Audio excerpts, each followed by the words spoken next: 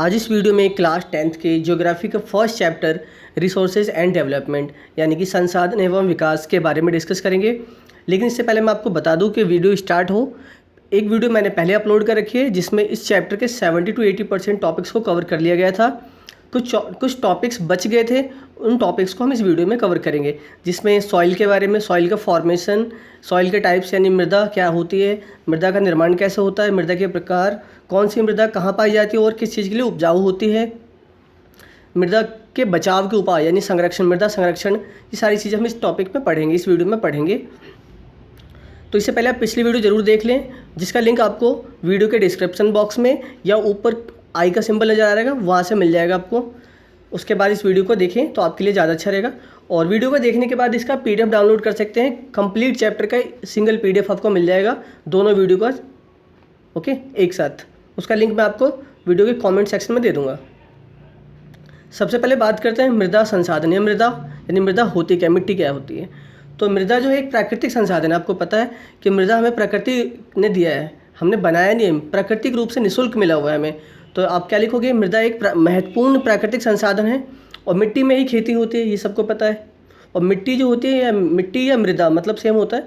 मिट्टी कई जीवों का प्राकृतिक आवास भी है। आवास का मतलब यानी रहने का स्थान। बहुत सारे प्राकृतिक जीव हैं, इवन मनुष्य भी बहुत सारे मनुष्य हैं, जीव जंतु तो है ही। जैसे आपने देखा होगा चूहे जो हैं बिल में रहते, बिल कहाँ, मिट्टी के नीचे तो बनाते ना। तो इन सब का प्राकृतिक आवास क्या है, मृदा है।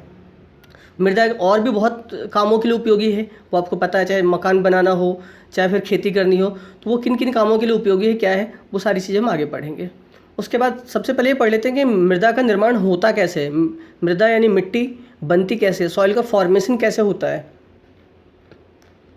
तो आपको पता होगा कि आपने पहले भी 6-7 में पढ़ा होगा मिट्टी के बारे में थोड़ा बहुत, या 8th क्लास में तो ज़रूर पढ़ा होगा, 8th-9th में, कि मृदा का निर्माण एक बहुत लंबी प्रक्रिया है। यानी कि बहुत धीरे धीरे मृदा का निर्माण होता है, बहुत ही धीमी क्रिया होती है, बहुत ही धीमी प्रक्रिया होती है, जिसके बाद मृदा का निर्माण होता है। इसका अंदाज़ा इस बात से लगाया जा सकता है कि मात्र 1 सेंटीमीटर मृदा को बनने में हज़ारों वर्ष लग जाते हैं। यानी सिर्फ 1 सेंटीमीटर हाइट यानी 1 सेंटीमीटर मोटाई आप कह लो या हाइट कह लो, उतनी मिट्टी बनने में हज़ारों वर्ष लग जाते हैं। अब सोच लो कितना टाइम लगता है मिट्टी बनने में। इतनी जल्दी मिट्टी नहीं बनती, मृदा का निर्माण नहीं होता। मृदा का निर्माण सेलों के अपघटन क्रिया से होता है। अब सेल या इसे चट्टान बोल सकते हो आप, चट्टानों के अपघटन का मतलब टूटने से होता है।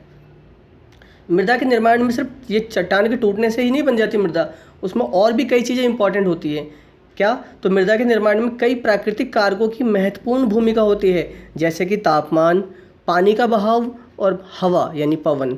तापमान, टेम्परेचर भी डिपेंड करता है, पानी का बहाव धीरे है, तेज़ है, कैसा, हवा कितनी है, कम है, ज़्यादा है, गर्म हवा है या ठंडी हवा है, इन सब चीज़ों पे भी डिपेंड करता है मृदा का निर्माण। ओके। और इस प्रक्रिया में जो मृदा का निर्माण होता है, इस प्रक्रिया में भौतिक और रासायनिक परिवर्तन का भी योगदान होता है। यानी कि फिजिकल और केमिकल चेंजेस भी देखने को मिलते हैं।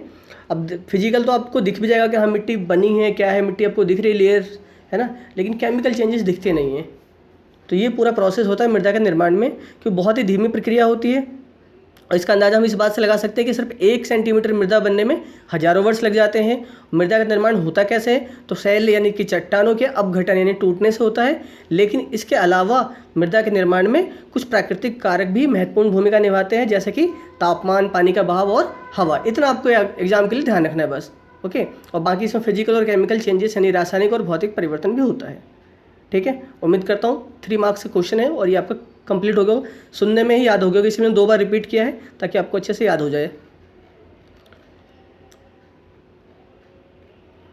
अब बात करते हैं मृदा का वर्गीकरण। मृदा का जो बांटा जाता है अलग अलग टाइप्स में, वो किस आधार पर बांटा जाता है। तो मृदा का जो वर्गीकरण है यानी बांटने का तरीका या आधार, वो उसकी बनावट, रंग, उम्र, रासायनिक गुण आदि के आधार पर मृदा के कई प्रकार होते हैं। यानी उसकी बनावट के आधार पर, उसके रंग यानी कलर के आधार पर, उसकी एज यानी नई मृदा है, पुरानी मृदा है ना, न्यू है, ओल्ड है, जो भी है, केमिकल उसमें केमिकल क्या क्या उसके फीचर्स हैं, वो सारी चीज़ें भी डिपेंड करती हैं। और भारत में पाई जाने वाली मृदा के निम्नलिखित प्रकार हैं। कौन कौन से, तो सबसे इम्पॉर्टेंट और सबसे पहले जो है जिसके बारे में बात करेंगे वो है जलोढ़ मृदा। ओके, एलुवियल सॉइल बोलते हैं इंग्लिश में, जलोढ़ मृदा। अब इसकी उपलब्धता के बारे में बात करते हैं कि कहाँ उपलब्ध होती है, कैसे बनती है, क्या होती है। तो जलोढ़ मृदा नदियों या नदियों द्वारा बनाए गए मैदानों में पाई जाती है।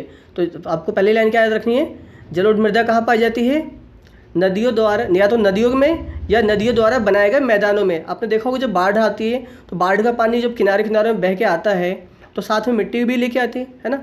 तो आपने किनारे की मिट्टी देखी होगी, तो नदी के किनारे की जो मिट्टी होती है, अगर वहाँ पे आप फसल लगाओगे, खेती करोगे, तो वहाँ पे वो जो उत्पादन होगा वो बहुत ज़्यादा होगा। क्यों? क्योंकि कौन सी मिट्टी होती है, वो जलोढ़ मिट्टी होती है। क्लियर है? जलोढ़ मृदा की आयु कम होती है क्योंकि हर बार बाढ़ आती है, मिट्टी पर जब पानी आता है तो मिट्टी कुछ लेके आता है तो कुछ लेके जाता भी है, ये तो पता है ना आपको। तो इसलिए इसकी आयु यानी इसकी एज कम होती है जलोढ़ मिट्टी की। क्लियर है? 2 पॉइंट हो गए। अब इसी को शॉर्ट में आप चाहो तो आप पॉइंट टू पॉइंट लिख सकते हो, लेकिन मैंने जानबूझ के पूरा पैराग्राफ लिखा है क्योंकि इसके बारे में थोड़ा सा डिटेल में पूछा जाता है एग्जाम में। और आपको पता है सोशल साइंस में 3 या 4 मार्क्स में थोड़ा लिखना भी होता है। आप सपोर्ट मटेरियल से भी इसकी तैयारी कर सकते हो, वहाँ पे भी इसके नोट्स दिए हुए हैं। लेकिन सपोर्ट मटेरियल में जो 3-4 पॉइंट छोटे छोटे पॉइंट्स दिए हुए हैं, सिर्फ उस पॉइंट से आपको फुल मार्क्स नहीं मिलेंगे, तो आपको थोड़ा लिखना भी पड़ेगा। तो आप पॉइंट टू पॉइंट या तो वहाँ से नोट कर लीजिए या इसी में से पॉइंट टू पॉइंट बना लीजिए आप उसे अपने नोट्स में। भारत में यह मृदा कहाँ पाई जाती है, पूर्व और उत्तर के मैदानों में पाई जाती है। ये भी याद रख लोगे आप, पूर्व और उत्तर के मैदानों में। तो 3 पॉइंट बन गए, 3 अलग अलग लाइन में लिख लोगे।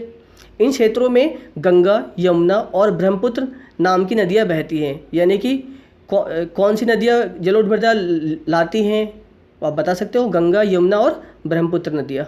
ओके। जलोढ़ मृदा का संचयन का मतलब होता है इकट्ठा करना, नदियों के तंत्र द्वारा होता है। नदियों का तंत्र या नदियों के जाल के द्वारा, यानी नदियाँ जो आपस में एक दूसरे से जुड़ती हैं, फैली हुई हैं, उसके द्वारा। जलोढ़ मृदा पूरे उत्तरी मैदान में पाई जाती है। उत्तरी मैदान पता है आपको, भारत का मैप देखा है आपने, उसमें उत्तरी इलाका पूरा देखा है, उन सभी इलाकों में जलोढ़ मृदा पाई जाती है।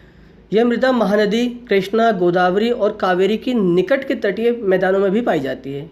ठीक है, यानी ये नदियाँ तो 3 तो होगी, गंगा, यमुना और ब्रह्मपुत्र। उसके अलावा महानदी, कृष्णा, गोदावरी और कावेरी के निकट के तटीय मैदान, तटीय यानी किनारे का इलाका जो हो गया, उन इलाकों में भी पाई जाती है। अब देखो यहाँ पे क्या है कि ये जलोढ़ मृदा काफ़ी उपजाऊ होती है, नदी के किनारे पाई जाती है, उत्तरी मैदानों में पाई जाती है। तो इसलिए आपने सुना होगा कि उत्तरी मैदानों में जनसंख्या भी बहुत ज़्यादा निवास करती है, बहुत ज़्यादा पीपल्स रहते हैं, है ना। उसके बारे में आगे और डिस्कस करते हैं। अब इस जलोढ़ मृदा की कुछ क्वालिटी भी होती है, कुछ गुण होते हैं, वो क्या होते हैं। तो जलोढ़ मृदा में सिल्ट, रेत और मृत्तिका विभिन्न अनुपातों में पाई जाती है। अब सिल्ट क्या होता है, सिल्ट यानी आप समझने के लिए बोल सकते हो गाद यानी जैसे उसकी गंदगी, जैसे पानी, जैसे आपने देखा होगा ना, पानी जब बहता है मिट्टी के, अगर नदियों का पानी जब बहता है तो उसमें मिट्टी आती है, साथ में कुछ और भी छोटे छोटे कण होते हैं, तो उसी को हम सिल्ट बोलते हैं, है ना। रेत आपको पता ही है। और मृत्तिका क्या होती है, मृत्तिका इसी को इंग्लिश में क्ले बोलते हैं, CLAY। क्ले का मतलब ये मिट्टी है, चिकनी मिट्टी आप जिसे कहते हो, है ना। होता है क्या है, प्रायः 2 माइक्रोन से छोटे व्यास वाले, 2 माइक्रोन यानी बहुत ही महीन, बहुत ही छोटे कण, है ना, 2 माइक्रोन से छोटे व्यास वाले कणों, है ना, वाले अवसादी सेलों को मृत्तिका कहते हैं। यानी बहुत ही छोटे छोटे कण जो होते हैं अवसादी सेल के, उसको हम क्या बोलते हैं, मृत्तिका। क्लियर है। जब हम नदी के मुहाने से यानी नदी के बिल्कुल मुख से ऊपर घाटी की ओर, पहाड़ों की ओर बढ़ते हैं तो जलोढ़ मृदा के कणों का आकार बढ़ता जाता है। ओके, याद रहेगा। जब नदी के मुहाने से ऊपर घाटी की ओर बढ़ते हैं तो जलोढ़ मृदा के कणों का आकार, उसका साइज कैसा होता है, लार्ज हो जाता है, बड़ा हो जाता है, इंक्रीज होता जाता है। जलोढ़ मृदा बहुत उपजाऊ होती है, ये लाइन तो सबको याद रखनी है ना। पूछा जाए कि सबसे ज़्यादा उपजाऊ मिट्टी कौन सी होती है, तो जलोढ़ मिट्टी, ध्यान रखना। इसलिए उत्तर के मैदानों में घनी आबादी बसती है। तो मैंने पहले आपको बता दिया कि जहाँ उपजाऊ ज़्यादा हो, जहाँ की मिट्टी उपजाऊ ज़्यादा होगी यानी उत्पादन ज़्यादा होगा, लोग वहाँ पर रहेंगे, निवास स्थान बनाएंगे, खेती करेंगे, खाएंगे पिएंगे, अपना जीवन यापन करेंगे। उसके अलावा कुछ और भी बातें इसमें देख लेते हैं। कणों के आकार के अलावा मृदा को हम आयु के हिसाब से भी कई प्रकारों में बांट सकते हैं। कणों के आकार के अलावा भी हम मृदा को उसकी एज के हिसाब से भी बांट सकते हैं। जैसे आपने 9th में पढ़ा होगा खादर और बांगर, है ना, याद आ रहा है, या पुरानी जलोढ़ और नई जलोढ़। तो पुरानी जलोढ़ मृदा को हम क्या बोलते हैं, बांगर कहते हैं, याद रहेगा। पुरानी जलोढ़ मृदा को बांगर और नई जलोढ़ मृदा को खादर। ओके, या अगर ये कन्फ्यूज हो जाते हैं बच्चे के एग्जाम में, कौन सी खादर नहीं होती है या बांगर नहीं होती है, तो देखो मैं आपको याद करने का एक सिंपल तरीका बताता हूँ। नई जलोढ़, नई चीज़ें खाने का सबको शौक होता है ना, नई चीज़ें खाने का, नई चीज़ें जो मार्केट में आती है, जब कुछ नया आता है, नए पैकेट्स आते हैं, दुकान पे देखा होगा ना आपने, तो आपको खाने का बहुत मन करता है, तो उसी को हम खादर बोलते हैं। यानी नई जलोढ़ मृदा को क्या बोलते हैं, खादर। आज के बाद कभी नहीं भूलोगे। और पुरानी को बांगर। ओके, पुरानी को बाय बाय, है ना, बा से बांगर, बाय बाय, आप ऐसे याद रख सकते हो, कभी गलत नहीं होगा। बांगर के कण छोटे आकार के होते हैं जबकि खादर के कण बड़े आकार के होते हैं। ओके, तो 2-3 पॉइंट्स बन गए इस तरीके से। आप इसका डिफरेंस भी याद रखना, खादर और बांगर के बारे में डिफरेंस पूछा जाए तो बता सकते हो। बाकी ट्राई करना थोड़ा सा और इसके बारे में याद कर लो तो ज़्यादा अच्छा रहेगा। ओके, बाकी ये तो आपने 9th में ही पढ़ा है तो आपको याद होगा, उम्मीद करता हूँ। जलोढ़ मृदा में पोटास, फॉस्फेरिक एसिड और चूना की प्रचुरता होती है, यानी ज़्यादा मात्रा में पाई जाती है। क्या? पोटास, फॉस्फोरिक एसिड और चूना। ओके, इसलिए यह मृदा गन्ने, धान, गेहूँ, मक्का और दाल की फसल के लिए बहुत उपयुक्त होती है। तो पेपर में पूछा जाता है, मैप में भी पूछा जाता है कि, या फिर आपसे एग्जाम में 1-1 नंबर के क्वेश्चन में पूछा जाएगा कि गन्ने की खेती के लिए इनमें से कौन सी मृदा अधिक उपयुक्त होती है, या फिर धान की मृदा के लिए, धान की खेती के लिए। तो इन सब के लिए आपको ये ध्यान रखना पड़ेगा। ओके, उसके बाद बात करते हैं काली मृदा। काली मृदा रंग ही काला है ना, तो इन मृदाओं का रंग कैसा होता है? काला होता है। और काली मृदा को हम एक और मिट्टी के नाम जानते हैं जिसे क्या बोलते हैं? रेगर मृदा। रेगर मृदा भी कहा जाता है। क्लियर है? काली मृदा कपास की खेती के लिए बहुत उचित मानी जाती है, बहुत ही उपयोगी होती है कपास की खेती के लिए, याद रहेगा। इसलिए इसे काली कपास मृदा के नाम से भी जाना जाता है। एक और नाम हो गया इसका, काली मृदा, रेगर मृदा और काली कपास मृदा। ये मृदाएं महाराष्ट्र, सौराष्ट्र, मालवा, मध्य प्रदेश और छत्तीसगढ़ के पत्थर पर पाई जाती है और दक्षिण पूर्वी दिशा में गोदावरी और कृष्णा नदियों की घाटियाँ तक फैली होती हैं, या घाटियों तक फैली है। क्लियर है? तो इन जगहों के नाम याद रख लेना। ये थोड़ा साउथ का इलाका है, साउथ और साउथ वेस्ट के साइड का इलाका है ना। काली मृदा बहुत महीन कणों अथवा मृत्तिका से बनी होती है, तो मैंने आपको बताया था पिछले में भी, मृत्तिका का मतलब है ना। और काली मृदा कैसी भी, एक लाइन ही देखो, बहुत महीन कण होते हैं ना, बहुत ही बिल्कुल बारीक। तो इसी वजह से क्या होता है कि जब मिट्टी में बिल्कुल बारीक बारीक कण होंगे ना, तो उससे क्या होगा, वो पानी को एब्जॉर्ब करके रखती है, यानी इनकी नमी धारण करने की क्षमता बहुत ज़्यादा होती है। पानी को एब्जॉर्ब करके रखेगी तो पानी जल्दी, जैसा अब सूरज, जब अभी गर्मी पड़ रही है, गर्मियों में क्या होता है कि गमलों में पानी डालो या मिट्टी में पानी डालो, आप देखोगे तो पानी बहुत जल्दी गायब हो जाता है। जबकि अगर वही काली मिट्टी अगर उस गमले में होगी या ज़मीन में अगर काली मिट्टी होगी तो पानी को एब्जॉर्ब करके, अवशोषित करके, सोख कर रखेगी, धारण करके, है ना। पानी जल्दी गायब नहीं होगा, सूखेगा नहीं। ये मृदाएं कैल्शियम कार्बोनेट, मैग्नीशियम, पोटास और चूने जैसे पौष्टिक तत्वों से परिपूर्ण होती है, यानी बहुत ज़्यादा मात्रा में कैल्शियम कार्बोनेट, मैग्नीशियम, पोटास और चूने जैसे पौष्टिक तत्व पाए जाते हैं। ओके, चलिए नेक्स्ट टाइप के बारे में बात करते हैं। वीडियो को लाइक ज़रूर करना और अभी अपने सभी दोस्तों को, जो भी 10th में हैं, जिन्हें भी आप जानते हो, सबको शेयर करना, हिंदी मीडियम वाले को ज़रूर। और मैं ट्राई करूँगा कि इंग्लिश मीडियम में भी जल्दी ही वीडियो प्रोवाइड करूँ। और पहली बार चैनल पे आए तो चैनल को सब्सक्राइब करके बेल आइकन प्रेस कर लेना ताकि नेक्स्ट वीडियो की नोटिफिकेशन मिल जाए।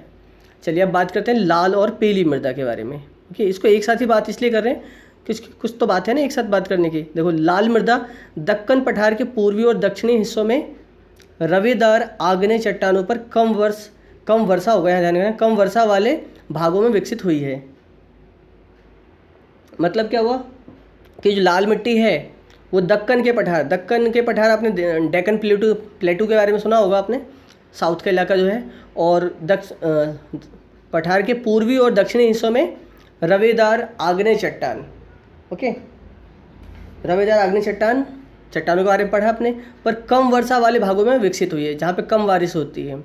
लाल और पीली मृदाएं उड़ीसा, छत्तीसगढ़, मध्य गंगा के मैदान, है ना, या मध्य गंगा मैदान के दक्षिणी छोर पर पश्चिमी घाट क्षेत्रों में पहाड़ी पद पर पाई जाती है। यानी कहाँ पाई जाती है? देखो, उड़ीसा में पाई जाती है, छत्तीसगढ़ में, मध्य गंगा मैदान के दक्षिणी छोर पर, मध्य गंगा यानी जो गंगा का एरिया है उसके दक्षिणी छोर पर। ओके, और पश्चिमी घाट आपने वेस्टर्न घाट पढ़ा होगा, है ना, महाराष्ट्र के साइड वाला इलाका जो है, पश्चिमी घाट क्षेत्रों में पहाड़ी पद पर पाई जाती है, पहाड़ी इलाकों में। ओके, इन मृदाओं का लाल रंग रवेदार आग्नेय और रूपांतरित चट्टानों में लौह धातु के प्रसार के कारण होता है।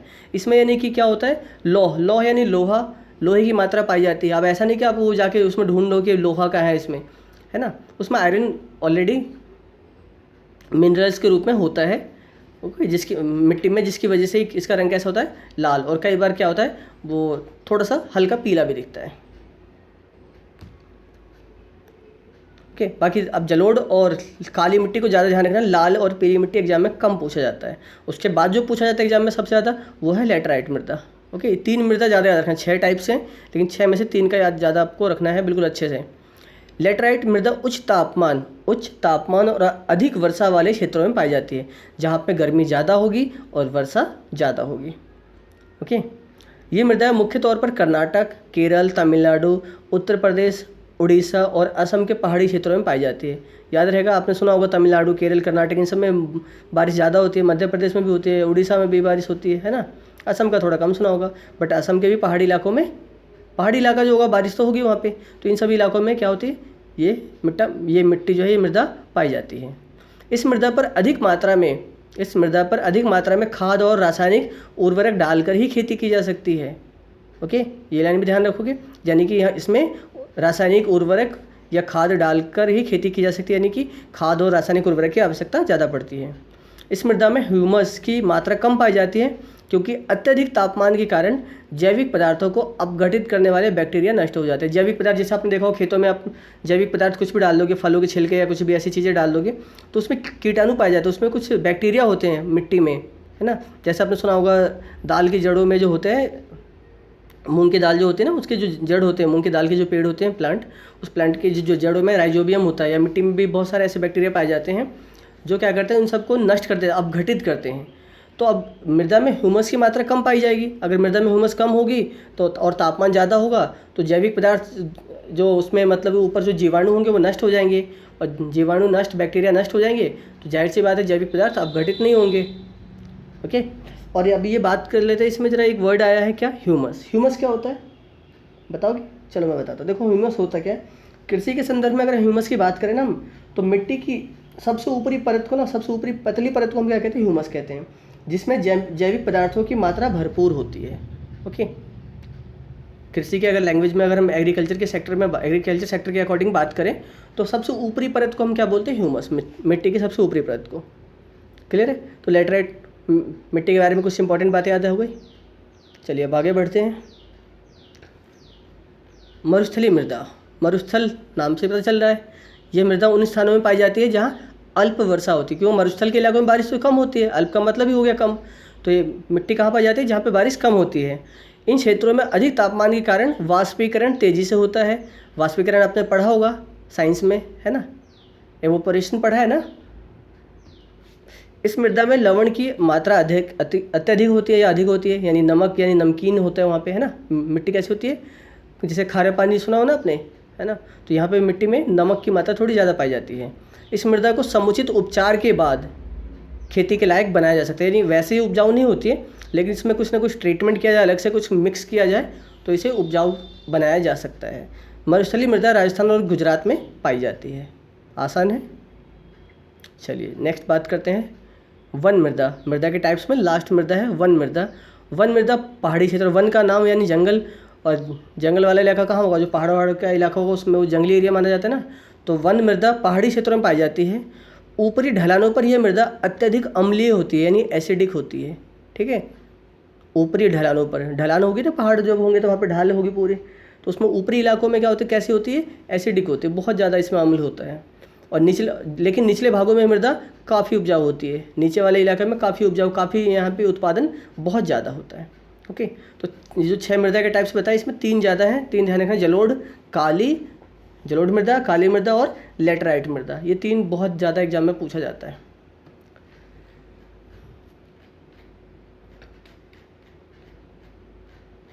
उसके बाद बात कर लेते हैं मृदा अपर्दन और संरक्षण की। मृदा अपर्दन का मतलब होता है मृदा का कटाव, और संरक्षण का मतलब उसको बचाने के तरीके। तो मृदा के कटाव और उसके बहाव की प्रक्रिया को हम क्या बोलते हैं, मृदा अपर्दन कहते हैं। सिंपल लैंग्वेज में याद रहेगा, मृदा के कटाव यानी मिट्टी के कटाव और उसके बहाव यानी बह जाने की प्रक्रिया को हम मृदा अपर्दन कहते हैं। मृदा अपर्दन के मुख्य कारण है क्या क्या कारण है, वन उन्मूलन, ओके, वनों का हटना या वनों को काटना, सघन कृषि यानी बहुत ज़्यादा मात्रा में कृषि करना, एकदम बिल्कुल घने रूप में, ओके, अति पशुचारण, बहुत ज़्यादा पशुओं को चराना, उससे भी क्या होता है, मृदा अपर्दन होता है, मृदा का कटाव होता है।